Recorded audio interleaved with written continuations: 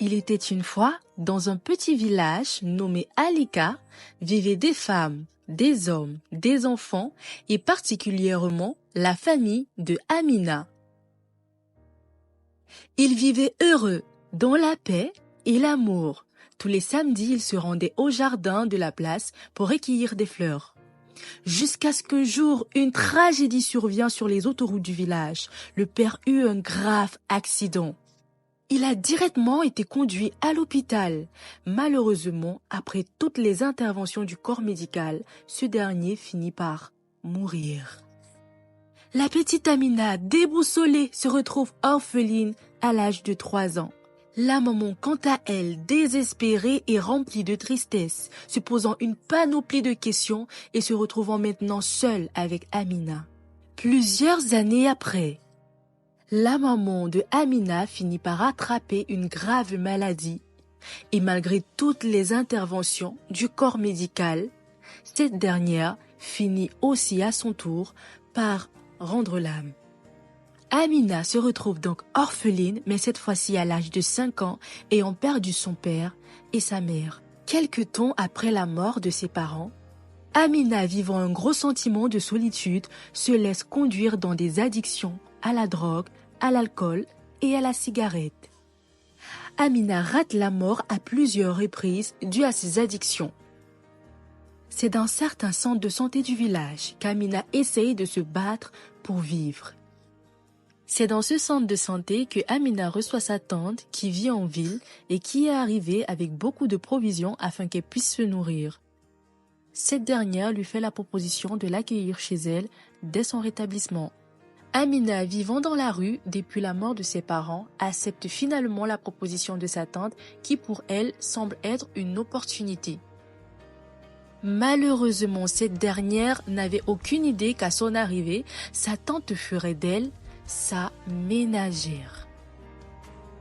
Sa tante lui donne une panoplie d'ordres, à savoir principalement le ménage, la vaisselle, la cuisine. Amina devient donc ménagère à l'âge de 18 ans dans la maison de sa propre tante. Chaque jour s'écoule et Amina travaille sans relâche entre le linge, la vaisselle, le ménage. Amina devient de jour en jour une adolescente remplie de tristesse, de rejet, de blessures, ce qui provoque en elle une rébellion intérieure. Elle se pose une panoplie de questions. Pourquoi est-ce que la vie m'a enlevé mes parents? Pourquoi suis-je seule? Et pourquoi est-ce que je souffre autant?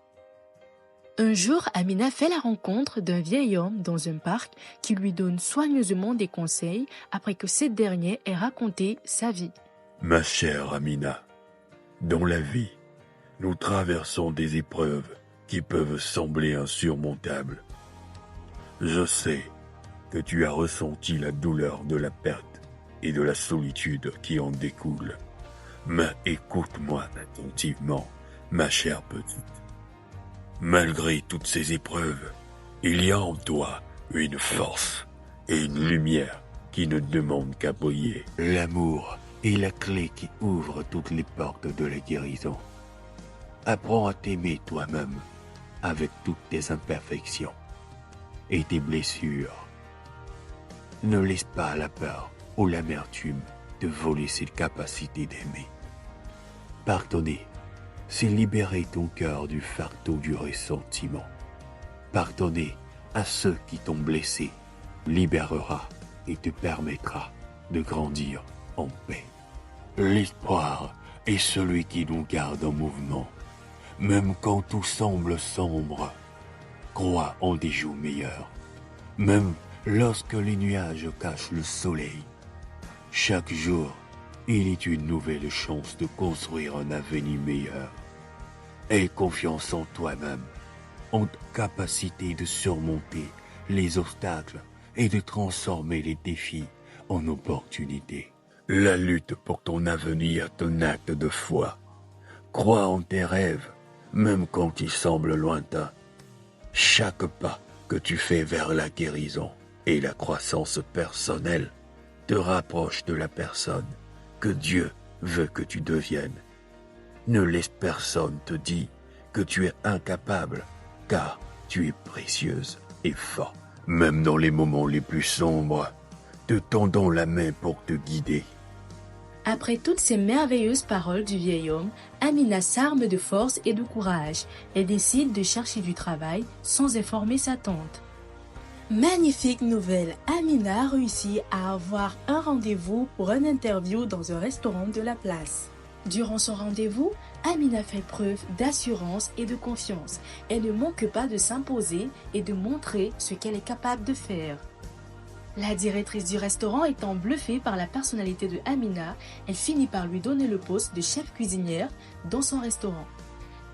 Chaque jour, Amina se rend au restaurant pour travailler avec amour et dévotion, car elle aime la cuisine et elle espère qu'un jour, elle pourra réaliser son propre rêve d'avoir son restaurant.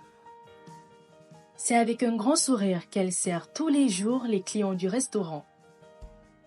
Dès son premier salaire, Amina quitte chez sa tante et finit par aménager dans une petite chambre qu'elle a pris la peine de louer. C'est un jour dans un coin de sa chambre qu'Amina pense à différentes choses, à savoir les souvenirs qu'elle avait avec sa tante. Et elle se pose des questions parce que ça fait longtemps qu'elle n'a pas les nouvelles de cette dernière. Amina se souvient des paroles du vieil homme concernant le pardon et elle décide d'aller rendre visite à sa tante afin de renouer les liens avec elle. Malheureusement, Amina apprend par un des voisins de sa tante que cette dernière est hospitalisée dans un centre de santé de la place. La tante, quant à elle, sur ce lit d'hôpital, finit par plonger dans des souvenirs alors qu'elle a fait tant de mal à Amina. La vie aujourd'hui lui fait payer le prix de chacune de ses erreurs. Amina rend visite à sa tante dans le centre de santé et cette dernière fut remplie de compassion pour elle. Elle décide donc de pardonner sa tante et de payer tous les frais de l'hôpital. Après plusieurs années, Amina décide de devenir entrepreneur. Ayant gardé assez d'économies de côté, c'est ainsi qu'elle réalise son rêve en ouvrant son restaurant café. Un homme qui venait régulièrement dans ce restaurant-café finit par demander à Amina d'être son amie. Quelques années après, ce dernier finit par demander Amina en mariage. Entre rejet, solitude, addiction et perte de ses parents, Amina finit par avoir une fin heureuse en se mariant avec un directeur d'une grande entreprise de la place. Les deux eurent une fille qui s'appelle Liliane. C'était la plume de l'âme. Nous vous disons à bientôt pour une prochaine histoire.